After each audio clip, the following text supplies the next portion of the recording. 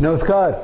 अरे भाई लोग, मैं ये कहने आया हूँ कि दो तीन बड़ा ज़बरदस्त खबरें हैं। पहली तो खबर ये है कि अपने केजरीवाल साहब पर 122-23 करोड़ का कुछ राजस्व है। वो अपने सरकार के प्रचार के लिए वो ऐड उड देते रहते थे ना, उस पर कोई केस मुकदमा आरटीआई फाटीआई हुआ होगा तो फिर लोग चले गए हो गए। उनको जो वो जन सूचना विभाग है, जो भी इंफॉर्मेशन डिपार्टमेंट है, उसने कहा कि भैया 8-10 दिन के अंदर 123 करोड़ रुपये जमा करो, बहुत हो लिया, बहुत नाम कमा लिए तुमने, जमा करो।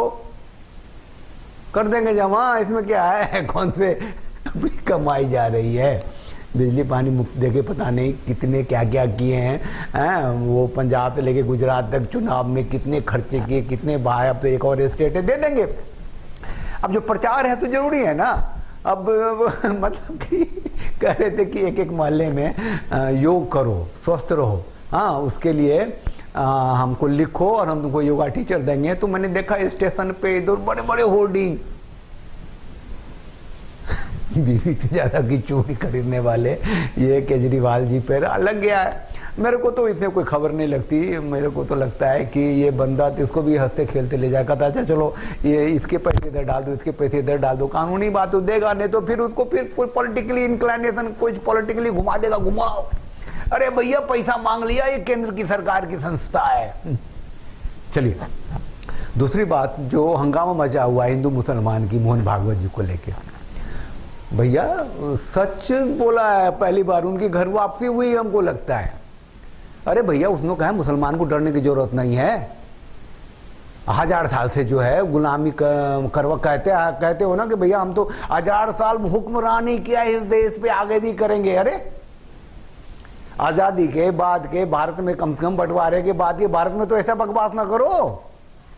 अब हिंदू चेतना जगी है तो जगी है। अब लोग कह रहे हैं कि अब एक से एक वो वैसी फर्क से लेकर के वो जो भी है दिग्विजय, अब जितने भी जो गालियां देने वाले हैं भाजपाई को, संघ को, हिंदुओं को, सनातनियों को, वो सब मुखर हो गए हैं। तुम कौन होते हो, दिस करते हो, दैट करते हो। अरे भैया जो सच है सुन लिया करो। अब क्या करें, मतलब दंगा होते रहने दें, वो पत्थरबाजी तुम्हारी चलते रहने दें। एक एक रामनवमी पे और बजरंग जयंती पे, हनुमान जी की जयंती पे और दिल्ली में दंगे होते रहने दें।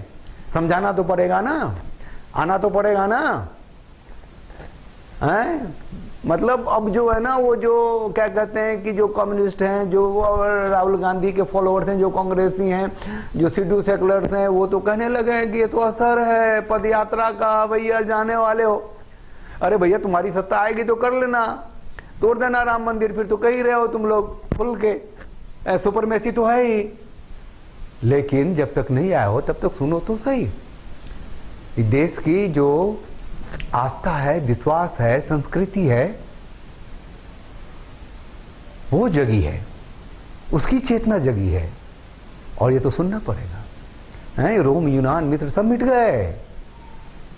ये भारत की जो संस्कृति है जिंदा है, और जिंदा रखा हुआ है यहाँ के संतों ने, यहाँ के लोगों ने, यहाँ की परंपराओं ने।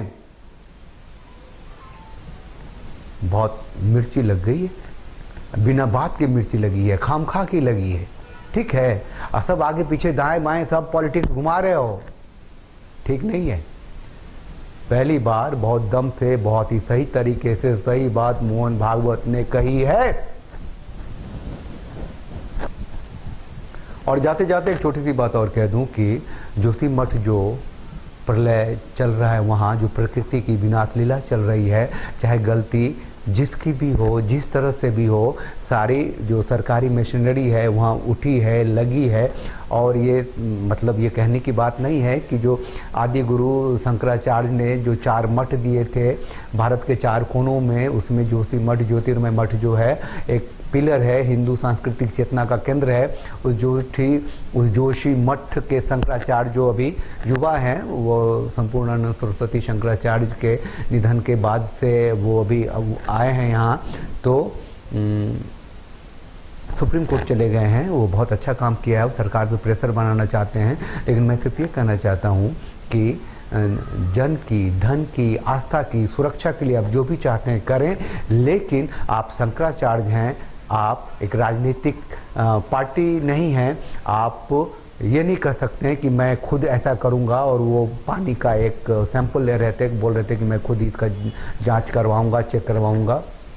आप प्रेशर बना के अपनी ताकत से, अपनी आस्था से, अपने विचार से, अपने लोगों को साथ लेकर के जैसे कि आप सुप्रीम कोर्ट गए हैं, सारा काम आपने अच्छा किया है। आप प्लीज़ शंकराचार्य हैं, धरोहर हैं, देश की संस्कृति के वाहक हैं। आप राजनीतिक दल जैसा व्यवहार मत कीजिए कि मैं ऐसा कर सकता हूँ या करूँगा। जिसकी जो जिम्मेदारी है वो करे, और आप ऐसा करने के लिए उनके ऊपर दबाव डाल सकते हैं हर तरीके से। यह बहुत ज़रूरी है। सरकार अपनी पूरी ताकत और क्षमता के साथ वहाँ है, जो दिख रहा है। आपने भी जो किया शंकराचार्य जी, आपका आभार है। आप हमारे संस्कृति के भाग हैं, आपको प्रणाम भी है। चलिए, चैनल को लाइक कीजिए, शेयर कीजिए, सब्सक्राइब कीजिए। छोटी सी दो तीन बातें मुझे कहनी थी, ये कहने के लिए आ गए थे। और वो जो बेल आइकन है प्रेस कर दीजिए, आता रहूँगा। अरे हाँ, एक बहुत ज़रूरी चीज़ मैं बात करूँगा जल्दी ही, शायद अगला वीडियो मैं उसी पे बनाऊँ कि क्या कारण था कि हिंसक झड़प हो गई थी आर्य समाजियों में और कबीरपंथियों में, और उसका परिणाम इतना बड़ा हुआ कि कबीरपंथी के गुरु संत श्री रामपाल जी महाराज को जेल जाना पड़ा। बाद में तो लंबी कहानी ही हो गई, उस पर एक ब्लॉग लेके आऊँगा और कल परसों आऊँगा। तब तक के लिए जय जय।